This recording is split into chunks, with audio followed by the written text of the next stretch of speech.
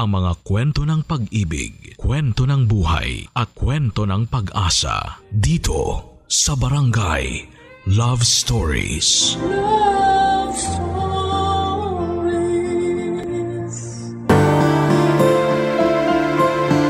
Sabi nga sa mga meme, ang AFAM daw ang shortcut sa pag-ahon sa kahirapan. Kaya hindi nakapagtataka na marami sa atin na naghahanap ng foreigner na pwedeng maging forever. Ikaw kabarangay, handa ka bang magka-AFAM at makaranas ng halo-halong swerte at dugong banyaga? Dear Papa Dudut, magandang tanghali po sa inyo at sa mga kabarangay natin. Ako po si Desa, senior na po ako.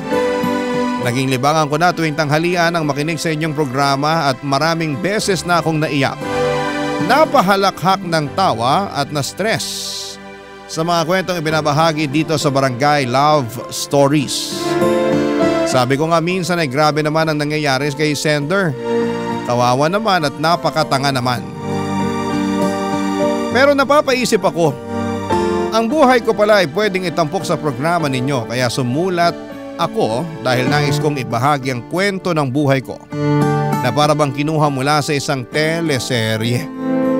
Hindi ko na po alam kung tatawa o iiyak ako sa mga nangyayari kaya naisipan ko na lamang na sumulat sa inyo. Matagal na panahon na ang nakalipas nang makilala ko si Stephen, isang AFAM na taga-Amerika. Nakita ko sa internet na ang ibig sabihin pala ng AFAM ay a foreigner around Manila. Pero ginagamit na rin siya ngayon na pantawag sa foreigner kahit wala ka sa Maynila. Dati simpleng foreigner o kaya ay kanulang ang tawag. Nagkakilala kami ni Stephen sa isang beach resort kung saan ako nagtatrabaho bilang tagalinis ng kwarto. Sa unang tingin pa lamang ay alam ko nang may kakaiba sa kanya. Hindi lang dahil sa kulay ng kanyang balat o banyagang accent, kundi dahil sa napaka-gentle niyang paraan ng pakikitungo sa akin. Hindi nga nagtagal ay naging kami at ramdam ko ang kanyang pagmamahal. Papadudot at inakala kong siya na ang sagot sa lahat ng pangarap ko. Pero sabi nga nila ay hindi lahat ng maganda ay nagtatagal.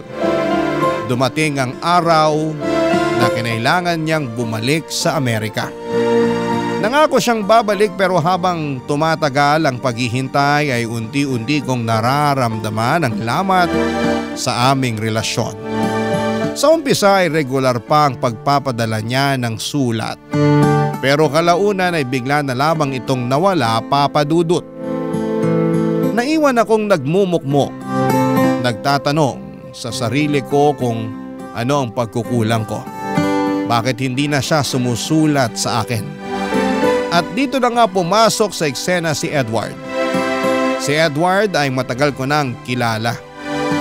Kaibigan siya ng pinsan ko at matagal nang umaaligid sa akin. Noong una ay hindi ko siya pinapansin dahil mahal na mahal ko nga si Stephen. Pero sa mga pagkakataong umiiyak ako dahil sa kawalan ng balita mula kay Stephen, si Edward ang laging nariyan sa tabi ko. Siya ang nagpapatawa sa akin at umaalalay kapag bumibigat na ang loob ko.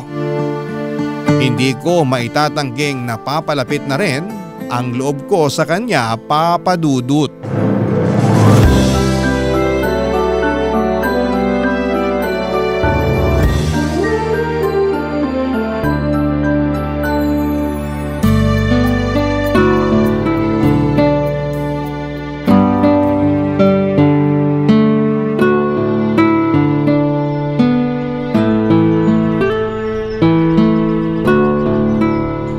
Desa, parang kanina ka pa nakatulala dyan ah. Bagong taon na pero ganyan ang mukha mo. May problema ka ba? Okay ka lang ba? Halata ba talaga may problema ako, Edward? Heto, hindi ako sinungaling ha. Pero halatang maganda ka pa rin. Bolero ka talaga, Edward. Totoo naman na maganda ka. Kaya nga gusto kita eh.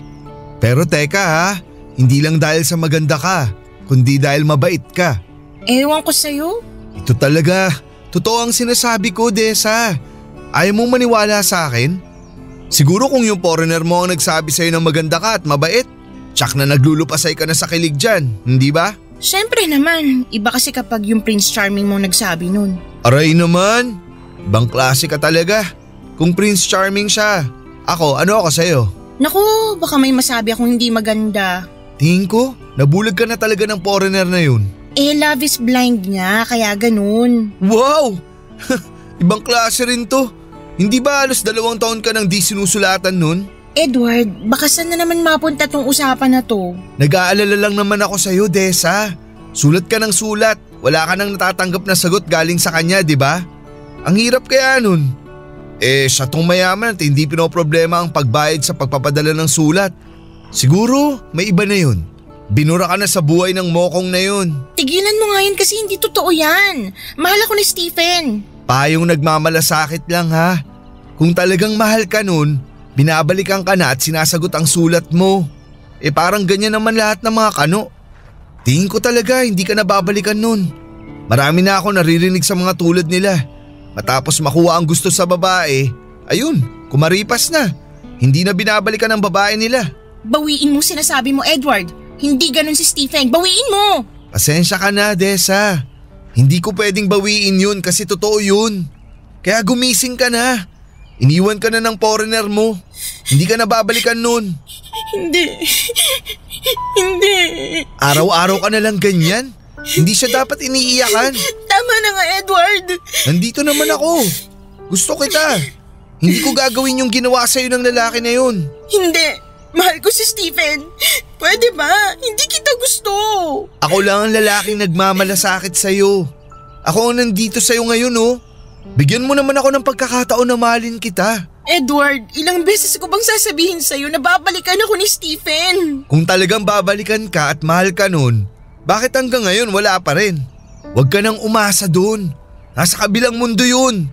Hindi ka nakakasiguro kung talagang mahal ka nun kasi hindi mo nga siya nakikita. Basta, babalik siya para sa akin, babalikan niya ako.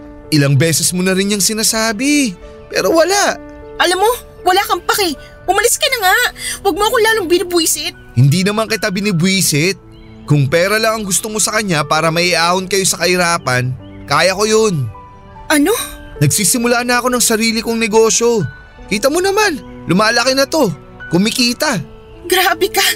Tingin mo ba sa akin mukhang pera? Nabibili? Hindi sa ganun. Pero aminin natin, kailangan natin ng pera. Ng buhay na masagana. Ayaw ko rin mag-asawa kung hindi ko kayang buhayin ang pamilya ko. Kaya nga ngayon nandito ako sa'yo at sinasabi ko to kasi handa na ako. Kaya na kitang buhayin at ang mga magiging anak natin. Edward, pasensya ka na. Pero si Stephen ang mahal ko. Siya lang. Tsaka gusto ko talaga na iisang lalaki lang. Teka, pasensya ka na sa sasabihin ko. Pwede kasing pampalipas oras ka lang ng Stephen na yun. Basta ako, mahal kita. Nandito lang ako para sa'yo. Grabe ka. Sa totoo lang talaga tayo, Desa. Basta, nandito lang ako. Ilang beses na ako nagsabi sa'yo na gusto kita. Hindi man asultong mga mata ko, pero sa'yo lang tumitingin to. Pero, hindi rin pwede na maghihintay ako sa wala. Kaya pag-isipan mo na tong aloko. Kasi totoong mahal kita, Desa.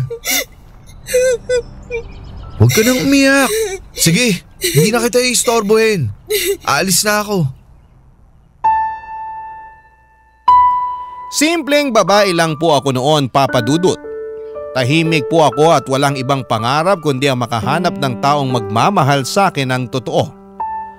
Buong akala ko talaga na si Stephen na yon, pero dahil sa tagal na hindi siya nagparamdam, ay parang sinasabi nito sa akin na pinapaniwala niya lamang ako na mahal niya ako.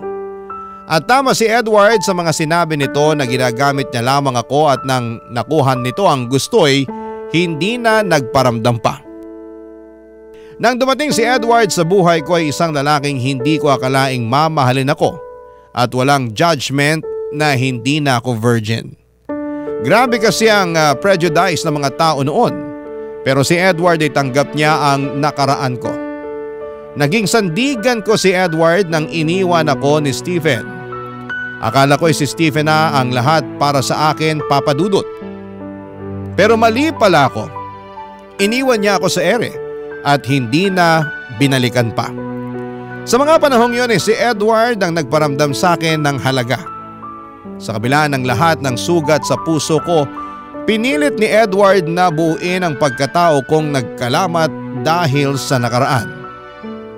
Dahil sa pagmamahal ni Edward, natutunan kong muling buksan ang puso ko, Papa Dudut. Sinagot ko siya at hindi nagtagal ay nagpakasal kami.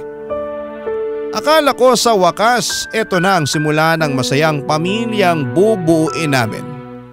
Ngunit sa hindi inaasahang pagkakataon ay bumalik si Stephen sa buhay ko. Nagulat ako, Papa Dudut, nang makita siyang muli. Nakipagkita siya sa akin kahit masakit ay kinausap ko siya. Gusto kong malaman kung bakit siya bumalik at ano ba ang hinahanap niya matapos ang lahat ng ginawa niya. Sinabi niya sa akin na mahal niya ako at wala siyang natatanggap na sulat na galing sa akin. Pareho kaming nagtataka at baka nawala ang mga sulat naming dalawa. Hindi ko alam kung papaano pero nadala ko sa init ng muling pagkikita namin, Papa Dudut. May nangyari sa amin. Isang bagay na hindi ko po inaasahan. Pagkatapos noon ay sinabi ko na kay Stephen na hindi na kami pwedeng magkita at makipag-communicate pa kasi may asawa na akong tao. At ang nangyari sa amin sa kama ay isang pagkakamali lamang. Sumang-ayon siya at hindi na nga kami nagkita matapos ang tagpong yon pero nabuntis ako, Papa Dudut. Walang araw na hindi ko ipinagdarasal sa langit na sana anak lang namin ni Edward ang dinadala ko sa aking sinapupunan.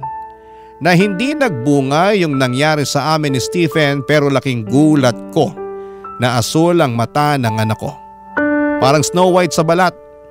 At ang nga ito ni Stephen at hindi ko maitatago ang kataksilan na ginawa ko kay Edward, Papa Dudut.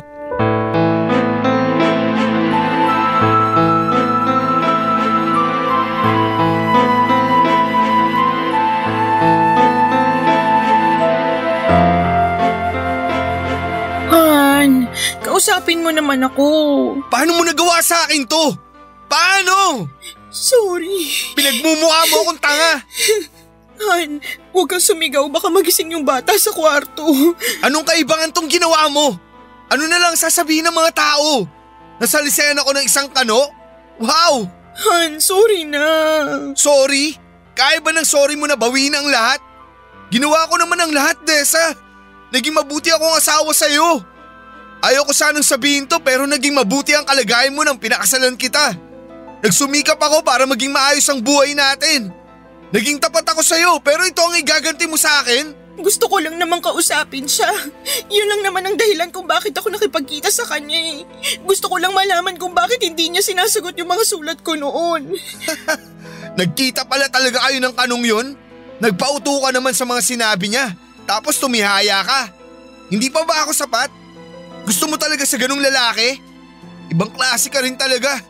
Anong pinagkaiba mo sa ibang babaeng nagbebenta ng aliw? Sa ginawa mo, mas masahol ka pa sa kanila. May gana ka pang sampalin ako?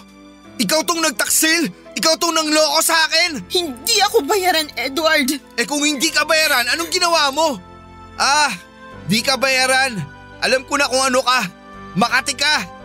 Nagpakamot ka sa lalaking yon kahit may asawa ka na. Marumi kang babae. Pinagtaksilan mo ako. Sorry na. Natukso lang ako. Lintik na dahilan yan. Ano? Natukso tapos nagumpugan kayo sa kama? Tapos ayun, nakalunok ka ng bola at lumaki ang tiyan mo. Tapos eto, tingnan mo yung anak mo. Kulay pa lang ng mga mata, kitang-kita na ang pagtataksil mo sa akin. Anong klase kang asawa? Oo na, mali na ako. Mali ang ginawa ko. Akala ko kasi pinigilan ko naman ang sarili ko eh. Hindi ko alam kung bakit pumayag pa rin ako makipagsiping sa kanya pero matapos namin ginawa yun sabi ko sa kanya na yun na talagang huli namin pagkikita dahil may asawa na ako. Dahil ayoko magkasala pa. Isang beses nyo lang ginawa tapos nakabuo agad. Ang talas pala ng anong yun. Eh di doon ka na. Grabe naman yung matras mo na yan. Gusto talagang magpalahi. Gusto mo palakpakan kita, Desa? Magtatawag ako ng mga kapitbahay para pumalakpak kami sa ginawa ninyo. Edward. Saka isang beses o maraming beses man yan, nagkasala ka. Nagtaksil ka at yung anak mong yan ang ebidensya ng pagtataksil mo sa akin. Edward, patawad. Ang sakit, Desa. Hindi mo alam kung gaano kasakit. Hindi kita masisisi kung galit ka. Siguro nga, maghiwalay na lang tayo. Hindi akong babae para sa'yo. Ano? Kasi nga ang bait-bait mo sa akin eh. Ginawa mong lahat para sa akin pero itong sinukli ko. Ayoko naman na magsama tayo at araw-araw mo ipapamukha sa akin ang nagawa ko. Ayoko na araw-araw na makikita mong anak ko sa pagkakasala. Kaya siguro, maghiwalay na lang tayo. Hindi! Hindi tayo pwede maghiwalay. Pero, nagkasala ako sa'yo. Nagtaksil ako. Sandali! Huwag tayo magpadalos-dalos. Hindi ko rin kayang mawala ka. Anong gagawin ko? Wala na akong mukhang ihaharap sa'yo at sa pamilya mo. Tsak na magiging pulutan tayo ng mga chismis ng kapitbahay. Teka lang, may nakaalam ba na nagkita kayo ng kanuna yon? Yung kapatid ko, siya lang ang may alam. Ayaw ko maghiwalay tayo. Basta ipangako mo sa akin na hindi ka nagagawa pa ng bagay na ikakasama at ikakasira ng relasyon natin. Han? Mahal mo naman ako, hindi ba? Oo naman, mahal kita. Kalimutan na natin ang lahat. Hindi ko kayang mawala ka sa piling ko. Pero paano ang bata? Paano ang itsura niya? Pwedeng sabihin natin pinaglihim mo siya sa biren sa simbahan. Parati ka namang nasa simbahan eh. Ano? Yan ang sasabihin natin.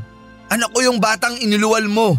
Ako ang ama, pero ipinaglihim mo siya sa mga santo. Kaya naging ganun ang itsura ng anak natin. Nagulat ako sa mga pahayag ni Edward ng gabing yon, Papa Dudut. Mahal na mahal ako ng asawa kong si Edward pero nasaktan ko siya ng todo dahil sa isang katotohanan na hindi ko na kayang itago. Masakit kay Edward na malaman na iba ang ama ng anak namin. Ramdam na ramdam ko ang sakit at pighati niya sa tuwing tinitingnan niya ang aming anak. Wala akong magawa kundi ang umiyak at tumingin ng tawad sa kanya, Papa Dudut.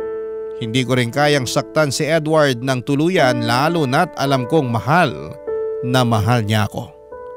Kahit pa masakit para sa kanyang nangyari ay sinabi niyang hindi niya ako kayang iwanan.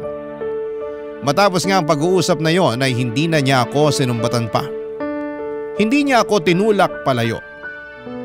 Pero alam kong bawat araw na kasama niya ako ay isang mabigat na laban yon para sa kanya.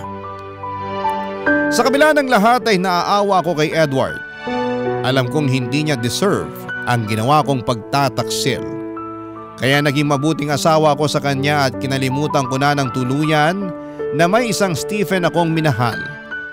At para sa aming dalawa ni Edward, ang anak ko ay galing sa dugot laman namin ni Edward. At pinaglihi ko lamang ang bata sa mga birhen na nakikita ko sa simbahan. Siguro ay nakuha ni Edward ang ideya na ito noong pinag-aaralan niya sa high school yung tungkol kay Maria Clara sa libro ni Dr. Jose Rizal. Ibang klase ang pagmamahal ni Edward. Walang katumbas ang paglimot niya sa mga kasalanan ko at pagpatuloy sa pag-ibig na kanyang ibinigay sa akin ng mga panahon na kahit nasasaktan siya ay patuloy pa rin siya sa pagmamahal, Papa Dudut. Barangay Love Stories. Barangay Love Stories. Papa Dudut, si Edward po ay hindi lamang asawa ko. Naging tagapagligtas ko siya sa pinakamadilim na bahagi ng buhay ko. Sa kabila ng pagkakamali ko ay tinanggap niya ang lahat. Siya ang tumayong ama kay Scarlett kahit alam niyang hindi niya ito dugo. Hindi niya kailanman itinuring na hadlang ang katotohanan yon. Sa halip ay niyakap niya si Scarlett na para bang siya mismo ang nagbigay buhay sa kanya. Hindi ko kayang sukatin ang laki ng sakripisyo ni Edward para sa amin. Napakabuti niyang tao at kahit gaano kasakit ang nagawa ko, pinili niyang manatili para maging asawa ko at ama ni Scarlett. Hindi na namin pinag-usapan pa ang tungkol sa aking pagkakamali. Hindi dahil sa pag-iwas kundi dahil mas pinili naming ituon ang panahon at lakas namin sa mga bagay na mas mahalaga. Sa pag-aalaga kay Scarlett at sa muling pagbuo ng aming pamilya ang sentro ng aming mga oras. Sa kabila ng mga bulong-bulungan ng mga kapitbahay sa tunay na ama ni Scarlett ay hindi nagpatinag si Edward. Pinangalandakan niya sa lahat na anak niya si Scarlett at pinagbantaan pa. Nakakasuhan ang mga nagsasabing hindi niya anak si Scarlett. Matapos ang ilang taon ay nagkaanak din kami ni Edward. Nakita kong masaya siya at pantay ang tingin niya sa mga anak ko. Kaya naman sa aspetong yun ay sobrang nagpapasalamat ako kay Edward.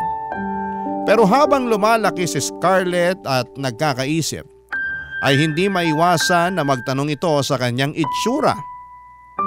At gaya nga ng sinabi ni Edward ay pinaniwala namin ang bata na pinaglihi ko siya sa birhen at kami naman ni Edward ay hindi na namin pa napag-usapan ang tungkol sa pangangaliwa ko noon at ang tungkol kay Stephen, Papa Dudut.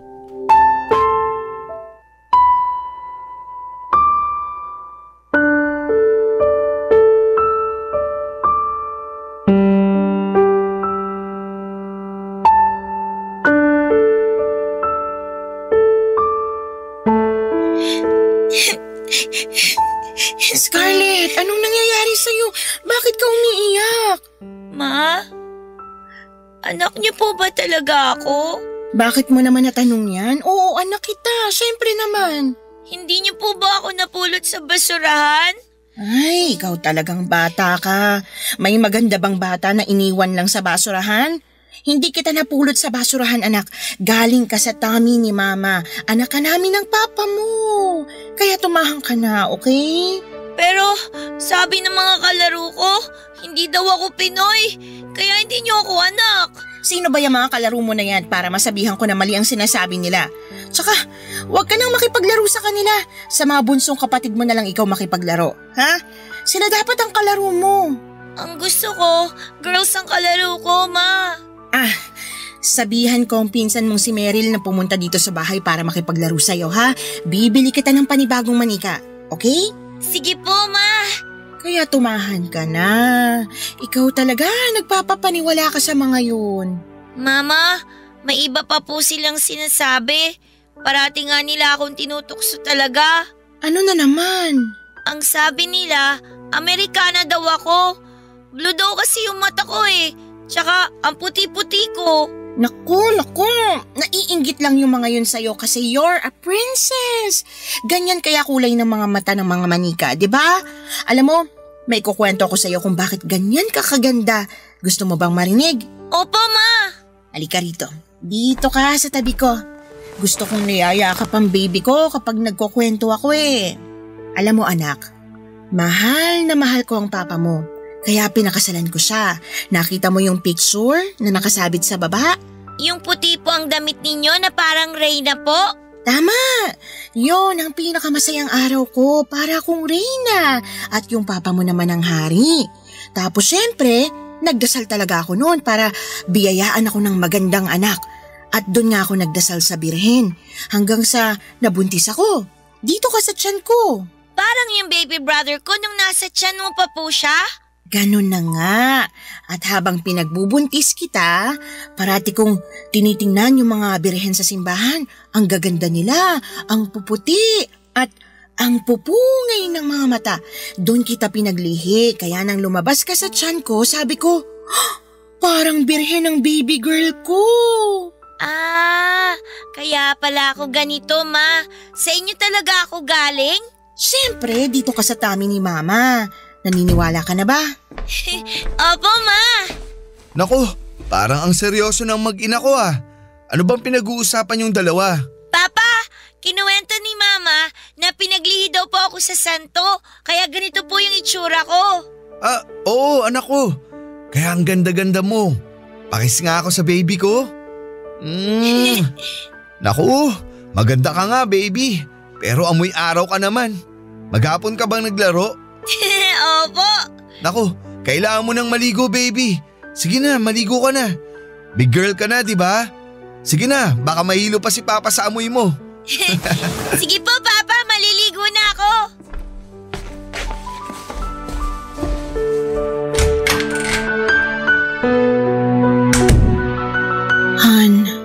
Natatakot talaga ako na kung lalaki na si Scarlett, hindi na siya maniniwala sa kwento natin. Han, pwede bang huwag ka na mag-isip ng ganyan? Nandito ako. Sasabihin ko sa kanya na ako talaga ang ama niya at pinaglihim mo nga siya sa santo. Tapos ang kwento. Oh, bakit ka naman umiiyak? Salamat sa pagmamahal, Edward. Salamat sa lahat. Ako dapat ang magpasalamat dahil minahal mo rin ako at hinayaan mo akong maging ama sa anak mo. Mahal kita, Han. Mahal na mahal din kita, Han. Mula sa araw na isinilang ko si Scarlett ay nangako ako na ibibigay ko ang lahat para sa kanya. Pagmamahal, proteksyon at isang magandang kinabukasan. Walang pag-aalinlangan na ibinigay din yon ni Edward sa kanya kahit alam nitong hindi niya kadugo si Scarlett. Simula pa na umalit si Scarlett, si Edward na ang tumayong ama niya. Ginawa niyang lahat para mahalin at alagaan si Scarlett na parang tunay niyang anak. Lumaki si Scarlett na hindi nalaman ang katotohanan. Papadudot sa bawat gabi na iniisip ko kung aaminin ko ang totoo sa kanya ay umiiyak ako. Mahal na mahal ko ang anak ko at hindi ko kayang masaktan siya. Pero alam kong kailangang mangibabaw ang katotohanan.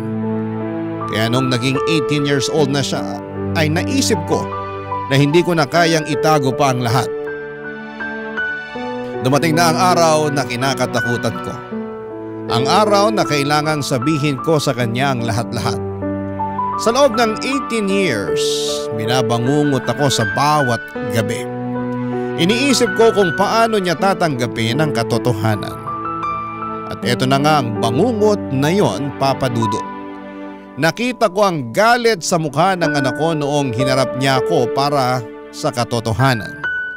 Parang gusto ko na lamang na lamunin ako ng lupa dahil nadudurog ang puso ko habang nakikita ko ang sakit sa mga mata niya. Pero naisipan ko rin na mas mabuti nang pakawala ng kasinungalingang matagal kong tinatago. Alam kong sa dulo ay kailangang maging buo ang pagkakakilala niya sa kanyang sarili. Karapatan niya yon, kaya hinarap ko si Scarlett ng buong tapang. Kahit nanginginig ang boses ko at sinabi ko sa kanya na siya ang isa sa mga pinakamahalagang tao sa buhay ko. At lahat ng ginawa ko ay para sa kanya, Papa Dudut. Niyakap ko siya kahit ramdam kong lumayo ang loob niya sa akin ng mga oras na yon.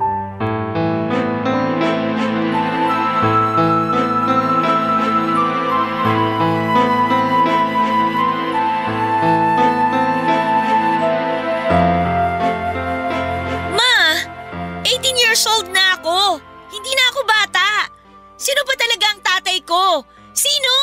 Scarlett, anak. Nung bata pa ako, naging usap-usapan na hindi ako anak ni Papa dahil nga mukha akong anak ng isang kano.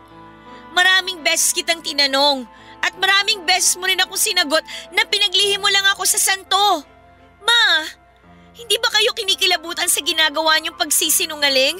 Sabihin niyo sa akin ang totoo. Amerikano nga bang tatay ko, Ma? Scarlett, ang mahalaga, mahal ka namin ng Papa Edward mo. Ibig sabihin, totoo nga. Anak. Ma, 18 years niyo ako niloloko. Kailangan ko kasing… Anong kasinungalingan pa ang sasabihin mo, Ma? Gusto ko lang marinig mula sana sa inyo yung totoo eh. Pero hanggang ngayon, ayaw niyo pa rin sabihin. Umamin na si Tia Magda. May kasintahan ka daw na isang Amerikano. At yun yung nakabuntis sa'yo. Siya yung ama ko. Pero, ang ipinagtataka ko lang, mag-asawa na kayo ni Papa nun, di ba? Ibig sabihin, nangaliwa kayo? Ako yung bunga ng pagtataksil nyo kay Papa. At saka, nagpakamartir si Papa. Inako niya ako at itinuring na tunay niyang anak. Anak, sorry. Sorry. Bakit niyo tinago sa akin yun? Totoo nalaman mo. Anak kita sa isang Amerikano, si Stephen. Nagmamahalan kami pero nung bumalik siya sa Amerika, hindi na siya sumulat sa akin. Hindi ko alam kung ano nangyari. Dumating sa buhay ko ang papa mo, minahal niya ako at doon Nagpakasal kami. Pero dumating si Stephen, nagkita kami.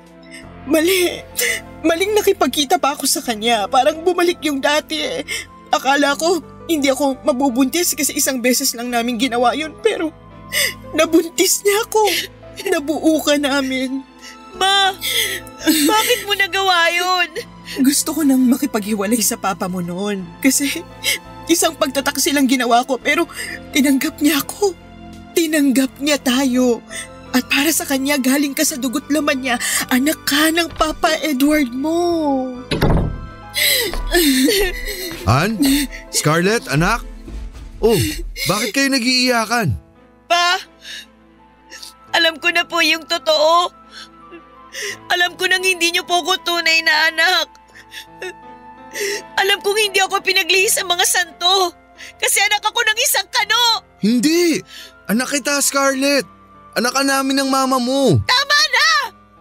Mga sinungaling kayo! Scarlett! Scarlett! Hayaan mo muna yung bata. Paano kung may mangyari sa kanya, Han? Masakit para sa anak natin na nalaman niya ang totoo. Hayaan na muna natin siya. Babalik din yun. Pero paano kung hindi na siya bumalik, Edward? Paano kung tuluyan na siyang magalit sa akin? Hindi ko alam kung kaya ko yun. Nakita mo naman kung paano niya ako tingnan kanina, di ba? Puno siya ng galit. Han, makinig ka. Hindi ba dati, galit na galit ako nung una kong nalaman ng totoo? Pero napatawad kita. Hindi naging madali pero nagawa ko. Alam kong kaya rin niya ni Scarlett. Kailangan lang niya ng panahon. Alam kong totoo yan, Han. Pero ibang sakit ang makita ang anak mong nasasaktan eh. Para bang hinugot yung bahagi ng puso ko. Mahal na mahal ko siya. Lahat ng ginawa ko para sa kanya pero ngayon, parang hindi niya yun naramdaman. Hindi yan. Ramdam niya yun. Ngayon, maaaring galit siya. Nalilito. Pero kilala ko si Scarlett. May puso yan. Tulad ng sayo. Mahal na mahal ka niya.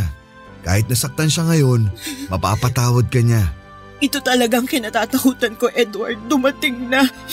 Lahat ng taon na tiniis ko ang takot at pangamba, parang wala na akong natira para sa sarili ko pero eto na nga, wala na akong tinatago. At yan ang mahalaga. Wala ka nang itatago. Wala ka nang bigat na dinadala. Han, ginawa mo na ang tama. At sa dulo, makikita rin ni Scarlett yan. Han, taan na. Han, ano kung mas piliin niyang lumayo? Edward, hindi ko kaya. Hindi mangyayari yan. Kung napatawad kita, kaya rin niyang gawin yun. Ngayon, hayaan mo munang lumipas ang galit niya. Ibigay mo sa kanya ang panahon para humupa ang emosyon niya. Sana nga, Edward.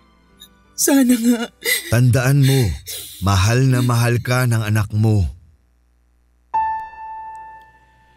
Tuluyang lumaya si Scarlett sa bahay, Papa Dudut. Napakasakit sa akin bilang isang ina na makita ang anak kong nagdadala ng bigat sa kanyang puso dahil sa katotohanang hindi niya matanggap. Ang sekreto na matagal ko nang tinatago ay parang bomba na sumabog sa pagitan naming mag-ina, Papa Dudut. Parang nawasak ulit ang pagkatao ko. At bumalik ang mga alaala ng panahong nagpakatanga ako. Sa pag-asang mahal talaga ako ni Stephen. Hindi ko inakalang ang lalaking yon nang siyang magmamarka ng dugong kano sa anak kong si Scarlett.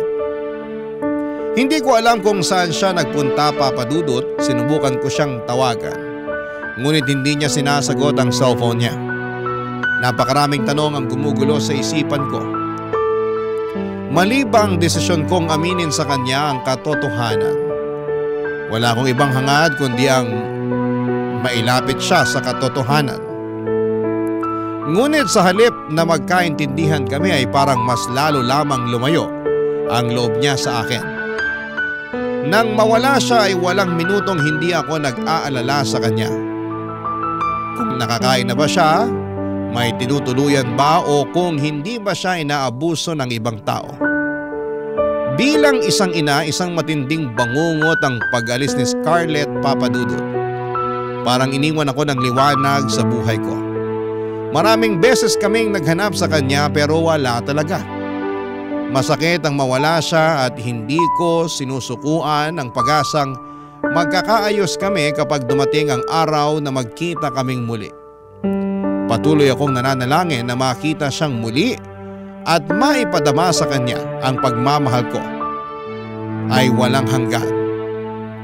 Gusto kong sabihin sa kanya na hindi kailanman naging kasalanan ang kanyang pagkatao. Dahil ang pagdating niya sa buhay ko ay isang blessing na araw-araw ko na pinagpapasalamat sa Diyos. Papa Dudut. Barangay Love Stories. Barangay Love Stories. Papa Dudut, 3 taon akong walang balita sa nag-iisang anak kong babae. Napakasakit nang bigla na lang siyang lumayo. 3 taon ako nagtiis at tinatanong ang sarili, nasaan na kaya siya? Kumakain kaya siya ng maayos? May sakit ba siya? Pero walang sagot, Papa Dudut. Walang sagot. Ni Hani ho ay wala akong nahagilap. Hinahanap ko siya sa mga kaibigan niya pero kahit sila ay hindi rin po alam kung nasaan na siya. Parang nawala na ako ng bahagi ng buhay ko na hindi ko alam kung kailan babalik. Hanggang isang araw, Papa Dudut, ay bigla siyang bumalik at nakita ko siya sa pintuan ng bahay namin. Dala ang isang maliit na bag.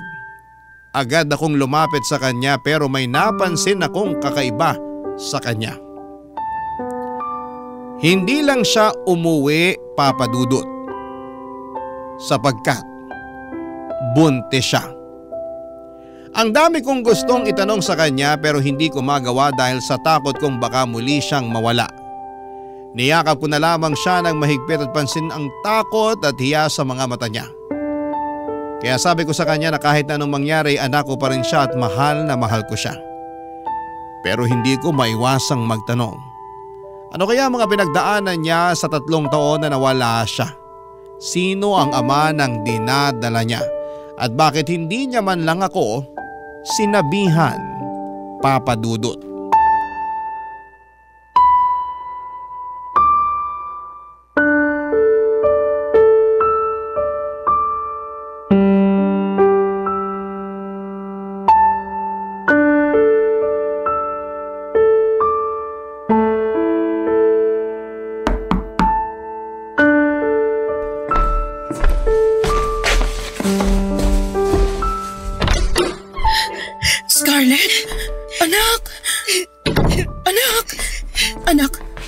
Naupo ka. Ano nangyari sa'yo? Miss na kita. Mama? Oo, nandito lang si mama mo. Huwag ka nang umiyak. Buti umuwi ka. Alalang-alala ako. Ang mga kapatid mo at ang papa mo. Bakit ngayon ka lang umuwi? Ma, I'm sorry po. Anong sorry? Ako dapat ang mag-sorry sa'yo. Patawarin mo ko, anak. Ma, naiintindihan ko na. Pinatawad na po kita. Anak ko, kumain ka na ba? Ha? Ipag-ahanda kita. Ma, may problema po ako. Ano yun, anak? Ano bang problema mo?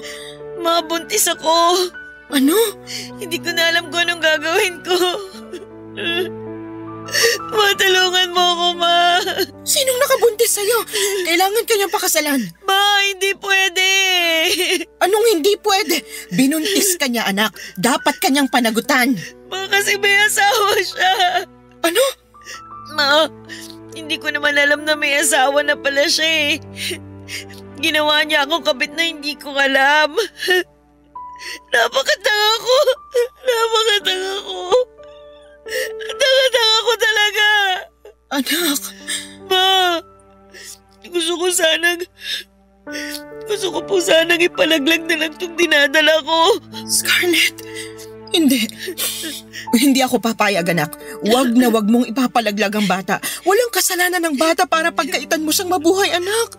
Alam mo, Kung nalaman ko lang na ang pinagbubuntis ko ay hindi dugo ni Edward, pwede kong ipalaglag ang bata. Pero naisip ko, walang kasalanan ng bata sa tiyan ko. Wala kang kasalanan. Kailangan mong makita ang mundo, kaya kailangan ding makita ng magiging apo ko ang mundo, anak. Ma, nagkamali ako. Wala kang kasalanan, anak. Umibig ka lang sa lalaking hindi karapat-dapat.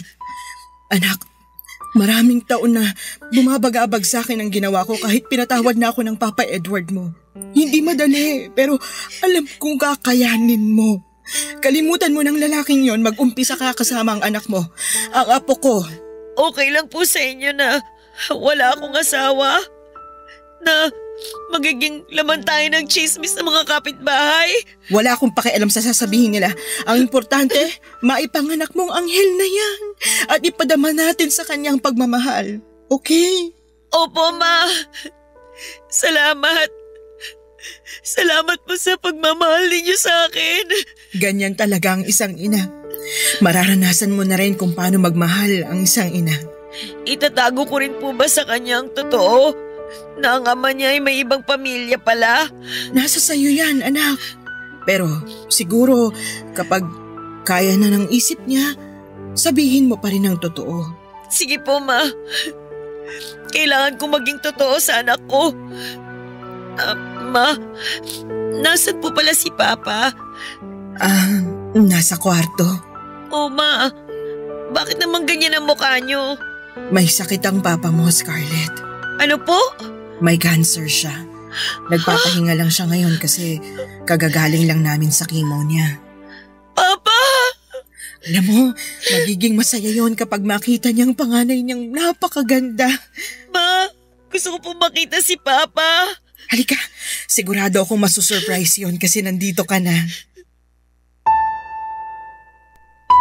Nang dumating ang araw na bumalik si Scarlett sa bahay namin ay hindi ko mapigilan ang umiyak. Halo-halong emosyon ang bumalot sa akin, Papa Dudut.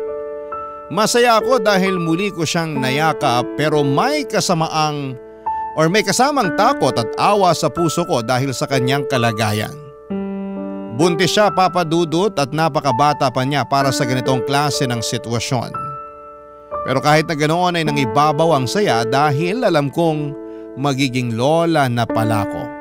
At handa akong suportahan si Scarlett sa bawat hakbang ng kanyang pagiging isang ina. Habang unti-unting bumabalik ang sigla sa aming pamilya, isang masakit na katotohanan ang kinaharap namin. Ang asawa kong si Edward ay may cancer. Alam naming limitado na ang oras na meron siya. Sa bawat araw ay isang laban para sa kanya, Papa Dudut. Ramdam ko ang hirap na dinaranas niya. Pero kahit sa gitna ng sakit ay pinipilit niyang maging matatag para sa amin. Masakit makita siyang nagdurusa. Pero nagpapasalamat ako na sa kabila ng lahat ay nariyan pa rin siya bilang haligi ng aming pamilya.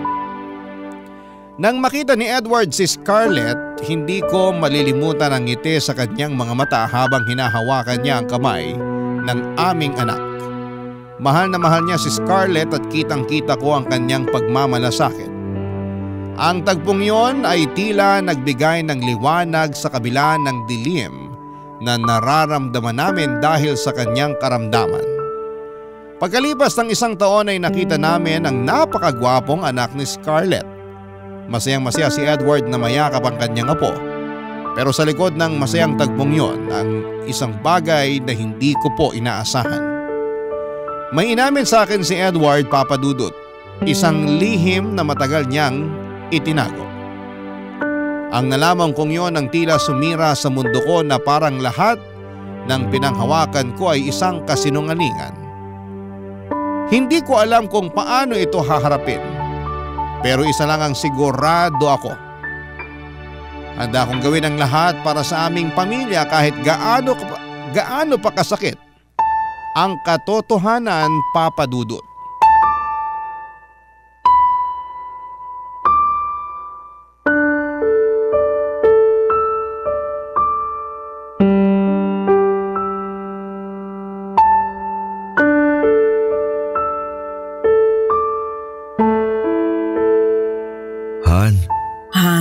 huwag ka nang magsalita.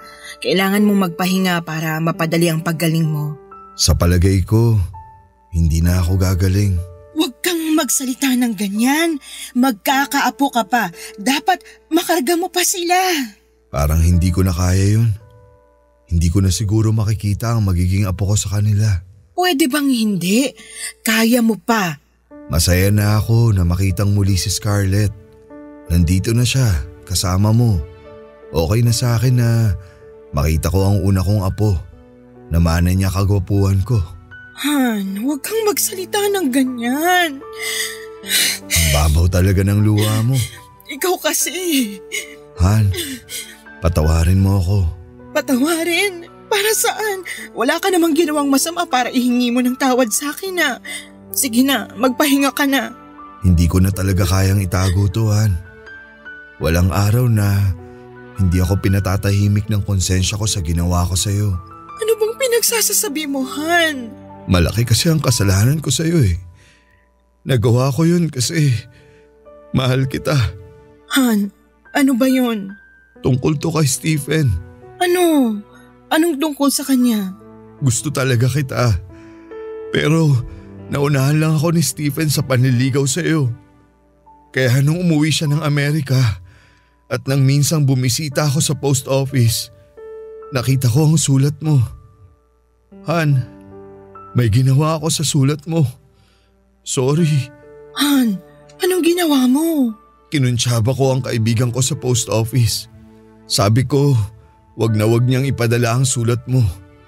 At kung may darating mang sulat mula kay Stephen, hindi niya ito ibibigay sa'yo. Ano? Mahal ka ni Stephen. Ginawa ko siyang masama sa iyong mga mata. I'm sorry. Han, bakit? Nagawa ko ang lahat kasi nga mahal kita.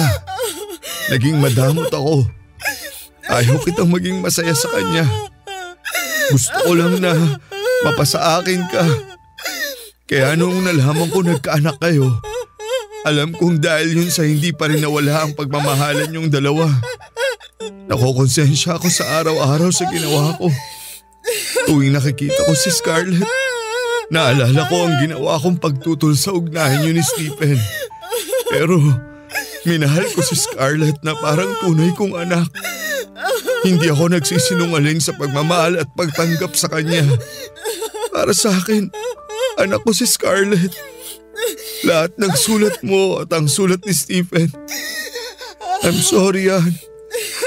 Lahat daw yun pagkatapos ko mabasa.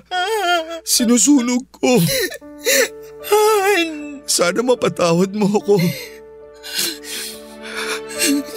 Alam kong hindi mo ako madaling mapapatawad dahil sa ginawa ko. Pero Han, mahal na mahal kita. Sandali lang. Ang sakit sa dibdib. Parang hindi ako makahinga.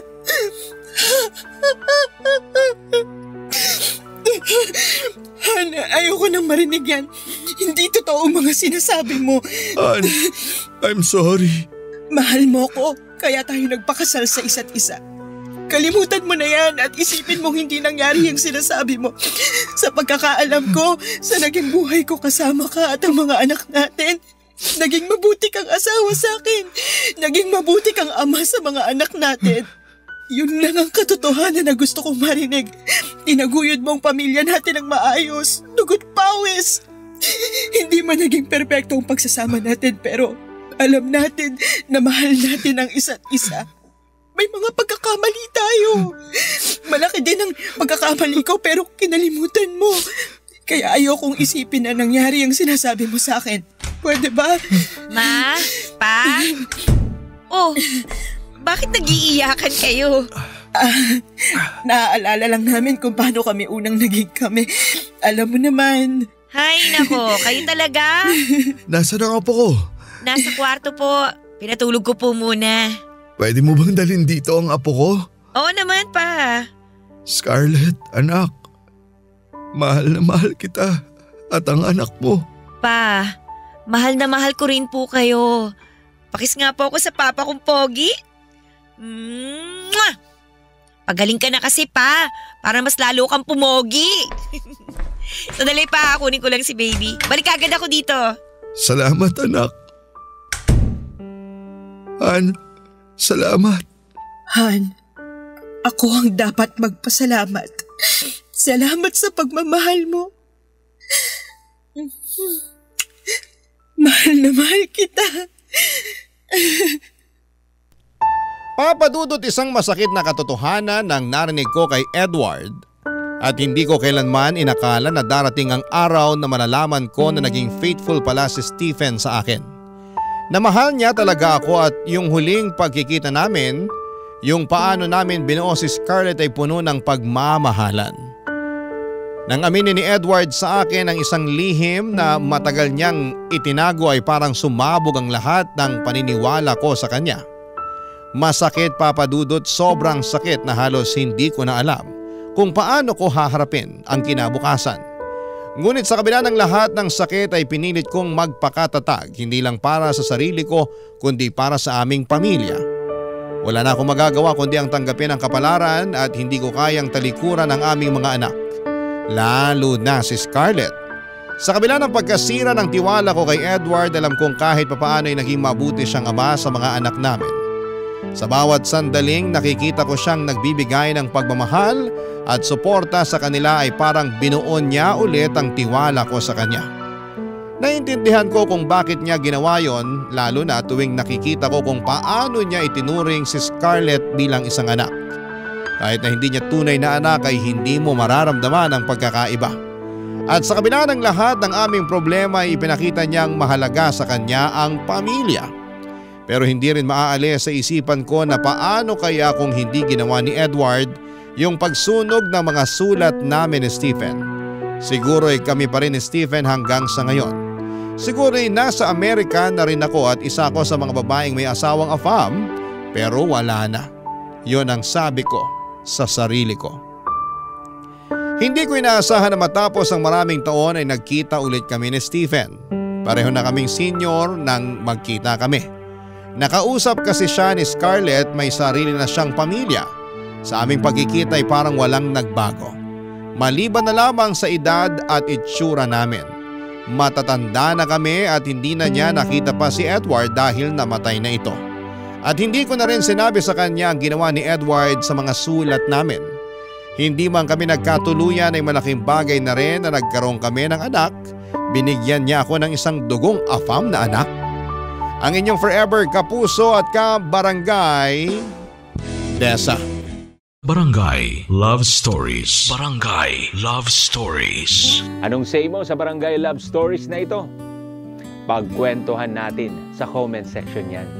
Nagustuhan ng iyong napakinggan? Ituloy yan via live stream sa www.gmanetwork.com/radio.